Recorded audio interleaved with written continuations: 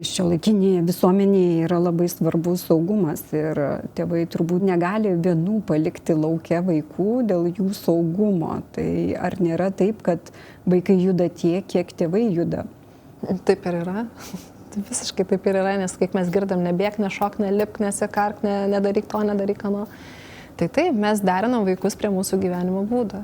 Bet tai yra truputėlį natūralu, nes ir gamtoje, ar ne, tai jeigu liūtas guli, jis pavalgęs, jis guli, jis nesiduoda kaip liūtukai ten, ar ne, aplinkui jį, tai natūralu. Žmogus kūnas augdamas, jisai daug įgūdžių įgyjęs, ar ne, jau jam kažko nebereikės, jau jisai pabėgs nuo plėšrūnų, jau susimedžios, ar ne, jau jis čia to nebesimoko, jis taupo energiją, nes jam gali čia tekti bėgti, ar ne, čia reikėtų susimedžioti.